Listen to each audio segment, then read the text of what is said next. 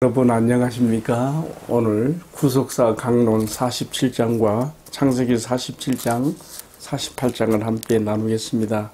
먼저 47장 23절, 24절을 봉독하겠습니다. 요셉이 백성에게 이르되 오늘 내가 바로를 위하여 너희 몸과 토지를 샀노라. 여기 종자가 있으니 너희는 그 땅에 뿌리라. 추수에 5분의 1을 바로에게 상납하고 5분의 4는 너희가 가져서 토지의 종자로도 삼고 너희 양식으로도 삼고 너희 가족과 어린아이의 양식으로도 삼으라.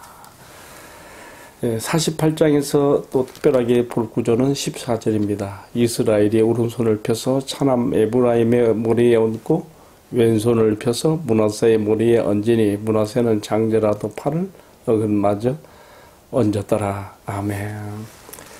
자, 이 본문의 말씀 창세기 47장, 48장에서 제가 구속사 강론의 두 가지 핵심을 함께 나누려고 합니다. 47장에서는 첫 번째로 요셉의 지혜로운 통치입니다. 방금 읽어드린 말씀같이 47장 24절에서 요셉은 아주 훌륭한 조세 정책을 세웁니다. 7년 풍년 기간 동안에 애굽의 곡식을 많이 저장하여 두었다가 이제 7년 흉년에 임하여서 그것을 풀게 되지요. 처음 1년 지나고 2년 지나면서 백성들이 처음에는 자신들의 돈을 다 가져왔고 그 다음에는 가축대를 가져와서 다 바치면서까지 양식을 얻어갑니다만은 3년차, 4년차로 들어가면서 더 이상 어떻게 해볼 방법이 없죠. 그러니까 우리들의 몸과 우리들의 토지를 다 바로에게 바치나이다 하면서 양식을 달라고 하는 것이죠. 그때 요셉이 아주 지혜로운 조세 정책으로 읽은 말씀 47장 24절에 보면 추수의 5분의 1은 바로에게 상납하고 5분의 4는 너희가 가져서 토지 종자로도 삼고 너희 가족들이 먹고 살게 하라 이렇게 말하고 있습니다. 그러니까 이 애굽 백성들이 이 요셉을 주라 그래요. 주. 그들이 이르되 주께서 우리를 살려주셨으니 우리가 주께 은혜를 입고 바로의 종이 되겠나이다. 그래서 이제 요셉이 애굽의 토지법을 세워서 모든 토지는 다 왕의 것이 되게 하고 백성들은 소장농이 되는 거예요. 왕이 지주가 되고 백성들이 소장농이 되는 거. 소작 비율을 어떻게 했는가 하면 방금 읽어드린 말씀같이 백성들이 5분의 4를 갖게 한 거예요. 참 대단한 관대한 조세 정책이지요. 그리고 왕에게 5분의 1을 바치게 하는 것입니다. 참 놀라워요. 요셉의 이 지혜로운 통치, 백성들을 향한 그 관대한 선정 이런 것들이 이제 아주 참 귀한 업적으로 남는 것이지요. 지혜로운 통치자의 모습을 봅니다. 과거 우리나라 조선시대를 보면요. 지주와 소작농 사이에 보통 5대5 반반으로 나누던가 아니면 좀 관대한 지주들의 경우는 자신들이 3을 갖고 7을 소작농에게 주는 3대7 그런 정책으로 나갔어요. 그런데 일제시대가 되면서 일제가 이 태평양 전쟁에 어떤 그 식량 조달을 위해서 막 수탈을 하지요. 백성들의 것을. 그래서 어떻게 됩니까? 소작농들에게 3을 갖게 하고 7을 10분의 7을 바치게 하는 그래서 다 전쟁 물자로 나가게 만드는 것이죠. 그때 조선 백성들이 살 길이 없어서 대한제국 시대는 그때가요. 살 길이 없어서 어떻게 됩니까? 압록강 건너서 남만주로 두만강 건너서 북만주로 다 뿔뿔이 흩어지는 것이죠. 많은 동포들이 그렇게 만주 땅으로 갔습니다. 오늘 중국의 소수민족의 한 민족으로 있는 조선족이 바로 그렇게 압록강, 두만강 건너서 살 길을 찾아서 떠났던 그 후예들이 되는 것이죠. 지금은 또 이제 중국을 등지고 또 우리 한국으로 들어오고 또 귀화하는 사람들도 많이 있는데요. 어쨌든 이러한 역사적인 배경을 또 생각을 해보게 됩니다. 자. 요셉의 이러한 지혜로운 통치, 조세정책, 우리가 이런 얘기로만 끝나면 안 되고요.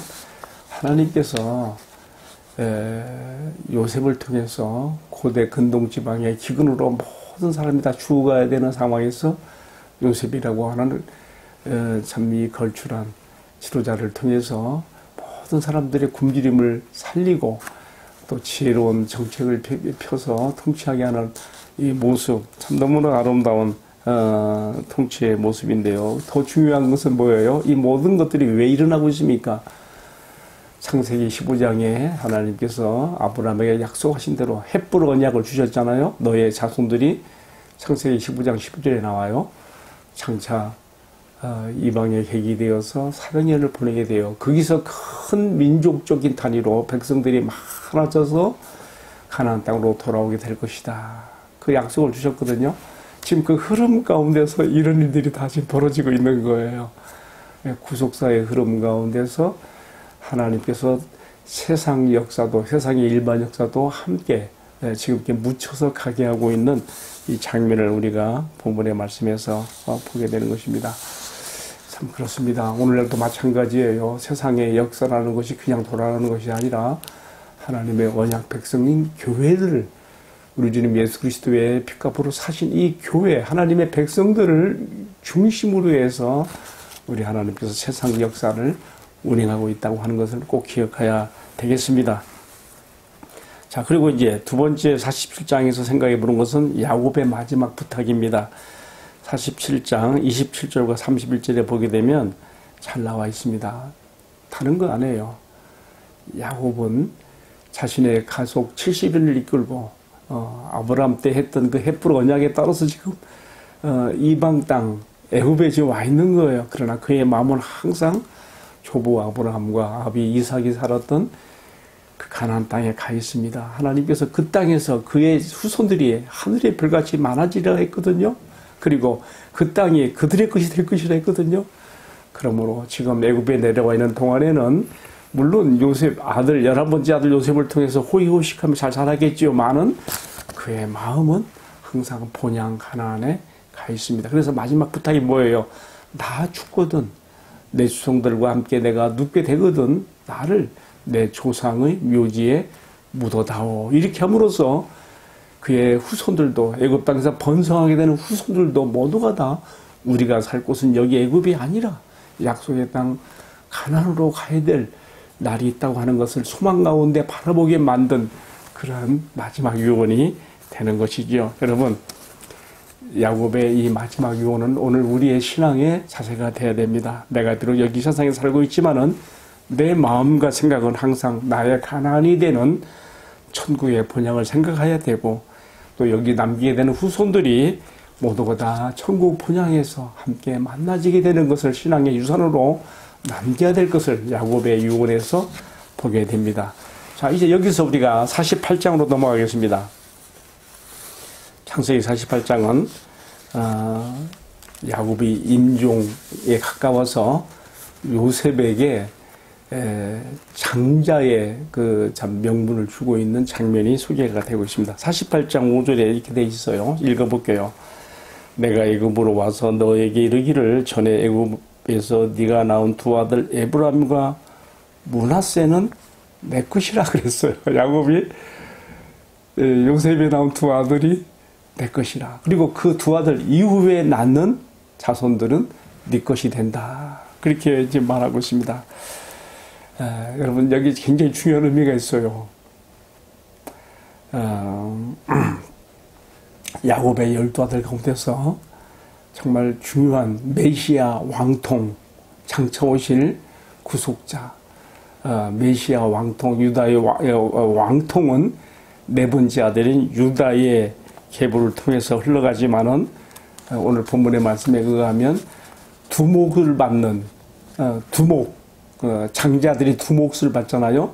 두 몫을 받는 장자의 축복은 혈통적 장자인 루벤도 아니고 11번째 아들인 요셉을 통해서 흘러가게 되는 것을 보여주고 있습니다. 그래서 오늘 본문의 말씀 48장의 전체 내용을 보게 되면 요셉의 두 아들 에브라임과 므낫세를 이제 야곱이 축복하게 되는데 어떻게 축복합니까?